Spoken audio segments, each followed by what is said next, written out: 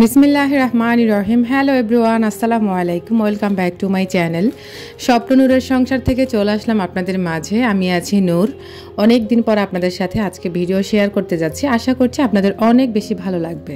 First time হচ্ছে আজকে আপনাদের সাথে শেয়ার করতে যাচ্ছি। এখানে ভাতের শরবত করব, যেহেতু গরমও পড়ছে।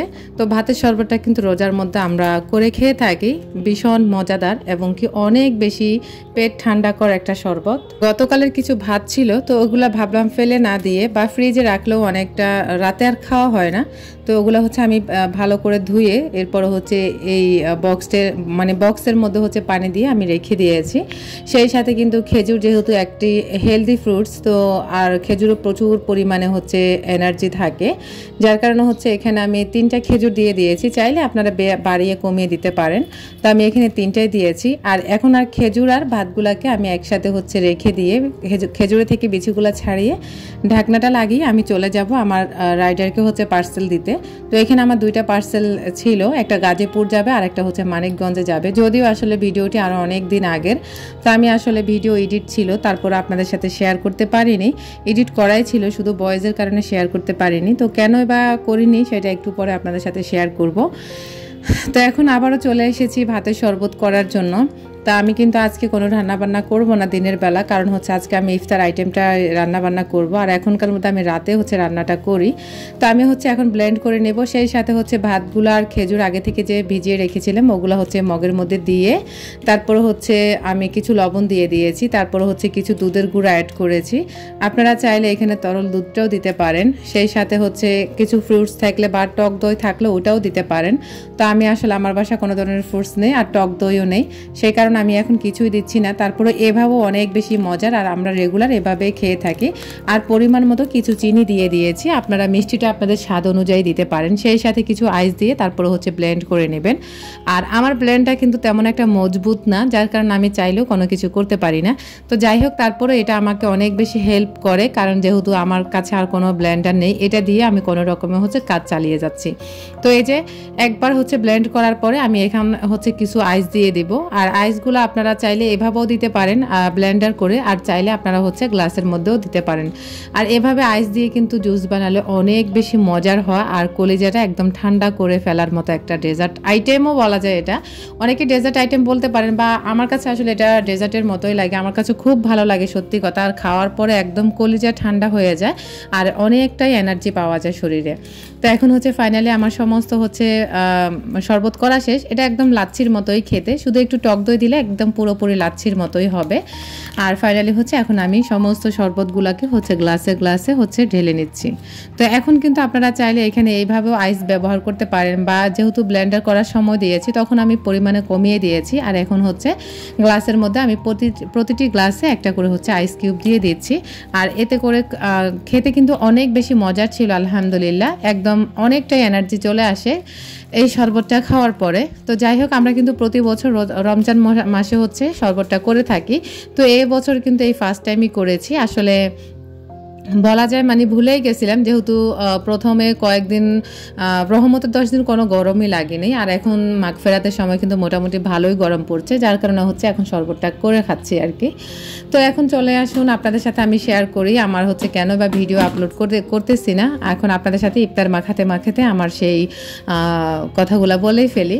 তা আসলে অনেকে হচ্ছেন ভাবতেছেন যে আমি কেন ভিডিও দিই না। আসলে বদনজর এমন একটা জিনিস যেখানে আসলে বদনজরটা খুব সত্যি, যেটা আমি বুঝতে পেরেছি আর কি। তা আমি কিন্তু মাশাআল্লাহ রেগুলার ভিডিও দিতে আমি পছন্দ করি, কারণ হচ্ছে আমার চ্যানেলের রিচটা যাতে করে ভালো থাকে, যার কারণে আমি সবসময় আমার কষ্ট হলেও আমি চেষ্টা করি আমার চ্যানেলটাকে ভালো রাখার জন্য। কেন জানি হঠাৎ করে আমার হয়েছে এত বেশি মানে শরীর এত বেশি দুর্বল হয়ে গেছে, মানে আমার মনটাই মনে হয় পুরোপুরি নষ্ট হয়ে গেছে। যার কারণে হচ্ছে সত্যি কথা আমি ভিডিও করিনি এবং কি এডিটও করিনি। একটা দুইটা যেহেতু ভিডিও করা ছিল ওগুলা কোনো রকমে কষ্ট করে এডিট করে ভয়েস ওভার করে তারপর আপনাদের সাথে ওই চ্যানেলে একটা ভিডিও শেয়ার করছি, আর আজকে আরেকটা চ্যানেলে ভিডিও দিতে যাচ্ছি আর কি। তো আসলে বদনজরটা খুবই সত্যি কথা, এটা একদম মানুষের যে সত্যি এটা আমি হারে হারে টের পাই, আর এটাকে আমি বিশ্বাসও করি। বদনজর খুব খারাপ একটা জিনিস। তো যাই হোক, এখন আপনাদের সাথে কথা বলতে বলতে কিন্তু আমাদের ইফতার টাইম হয়ে গেছে। আমরা কিন্তু সবাই মিলে ইফতার করে ফেলছি। আর আমরা কিন্তু বাইরে থেকে ইফতার এনে খেলে সেটা আমার ছেলেরা খেতে পারে না। আর হচ্ছে আমার আসলে ভালোও লাগে বাসায় বানাতে, আর বাসায় বানাতে খরচও একটু বেশি হয়ে যায়, যার কারণে মাঝে মাঝে খারাপ লাগে। তো যাই হোক, এখন হচ্ছে ইফতার করে সমস্ত মানে ইফতার সমস্ত শেষ করে নামাজ কালাম পড়ে এখন চলে এসেছি কিচেনে। আর এই সময়টা যে কি পরিমাণ সবার কাছে খারাপ লাগে, বোরিং লাগে, কিন্তু একজন বাড়ির বউর কাছে কিন্তু কখনোই খারাপ লাগে না।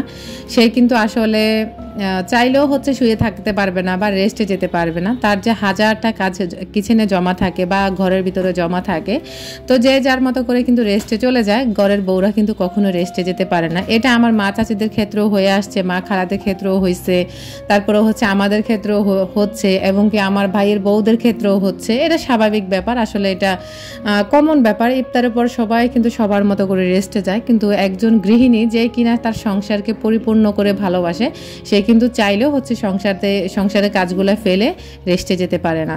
তার এক গাদা থালাবাটি আপনারা হয়তো বা দেখে বুঝতে পারছেন। আসলে আমার থালাবাটিটা অনেক বেশি হচ্ছে মানে লাগে, যেটা আসলে আপনাদের কার কার লাগে আমি সেটা জানি না। কার কার এত বেশি থালাবাটি লাগে অবশ্যই কমেন্ট করবেন। কিন্তু আমার প্রচুর পরিমাণে থালা বাটি, হাঁড়ি পাতিল মানে এগুলো অনেক বেশি ময়লা হয়ে যায়। তো এগুলাকে ধুতে ধুতে দেখা গেছে আমার অনেকক্ষণ টাইম হয়ে যায়। তো মাঝে মাঝে আমার মামাতো বোন মুক্তা বলে যে আপু একলা মানুষ, এত এত থালাবাটি কোথায় থেকে হয়। তো আসলে আমার কাজের ক্ষেত্রে আমার থালা বাটি, হাঁড়ি পাতিল মানে যা পাই তাই হচ্ছে আমি কাজে লাগিয়ে ফেলি। আর আবার ওগুলো যে একটা না দাঁড়ায় দাঁড়ায় ধুতেও ভালো লাগে, মাঝে মাঝে আবার খারাপও লাগে। তো যাই হোক, এখানে কিন্তু এখন একটা দুর্ঘটনা আমার ঘটে যাবে। এই যে গ্লাসগুলো কিন্তু আমি নামাইনি, আমার এই গ্লাসগুলো কিন্তু অনেকটাই তিলে তিলে করা। কারণ হচ্ছে আজকে থেকে 7-8 বছর আগে আমি যখন তেজগাঁওতে ছিলাম, তখন হচ্ছে এই গ্লাসগুলো আমি এক ফেরিয়ালা থেকে নিয়েছিলাম। তো ওই তিলে তিলেই করেছি। সংসারের প্রতিটি জিনিস বলা যায় খুব কষ্টের বিনিময় হচ্ছে করেছি। আর এখন একটা জিনিস নষ্ট হলে বুঝতে পারি যে আসলে কতটা কষ্ট করেছি এই জিনিসগুলোর প্রতি। আর এই যে আমি একটার উপর একটা গ্লাস রেখেছিলাম, যেহেতু আমার সিঙ্কে আসলে থালাবাটি ধুয়ে রাখার মতো কোনো স্পেস নেই, যার কারণে আমাকে আসলে অনেক হিমশিম করে হচ্ছে দোয়াপালা করতে হয়। যাই হোক, ভাড়া ভাষায় থাকতেই হবে এমন করে। এই যে দেখতে পাচ্ছেন এই গ্লাসটার উপরে গ্লাসটা রেখেছি, আর এটা খুলতে গিয়ে গ্লাসটাকে ভেঙে ফেলেছি। 2 দিন আগে আরাফে একটা গ্লাস ভেঙে ফেলেছিল, বড় গ্লাসগুলো, আর আজকে আমার হাতে এই গ্লাসটা ভেঙে গেছে। তো যাই হোক, আসলে ইচ্ছা করে কেউ কিন্তু কোনো জিনিস নষ্ট করতে চায় না। তো অনাকাঙ্ক্ষিতভাবে নষ্ট হয়ে যায়, কিছুই করার নেই। তবে খুব কষ্ট পেয়েছিলাম। আমার এই গ্লাসগুলো অনেক বছর আগের গ্লাস, প্রায় আজকে থেকে 7-8 বছর আগের গ্লাস এগুলো। তো যাই হোক, ভেঙে গেছে, এটা আমার রিজিকে ছিল না, যার কারণে এটাকে আর ব্যবহার করতে পারবো না। তবে এটাকে আমি ফেলে দেবো না, কোনো একটা কাজে আমি হচ্ছে DIY করে নেব। যাই হোক, এখন হচ্ছে এগুলাকে রেখে আমি হচ্ছে সিঙ্কটা পরিষ্কার করে নেব। তা আমার আজকের ভিডিওর কোথাও কোনো অংশ যদি আপনার একটু হলেও ভালো লেগে যায়, তাহলে প্লিজ লাইক, কমেন্ট, শেয়ার করতে ভুলবেন না।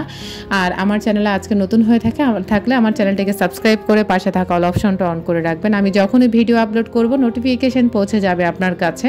আপনি সময় করে আমার ভিডিওগুলো দেখে নিতে পারবেন। যারা শুরু থেকে আমাকে সাপোর্ট দিয়ে যাচ্ছেন তাদের প্রতি রইল অনেক অনেক দোয়া এবং ভালোবাসা।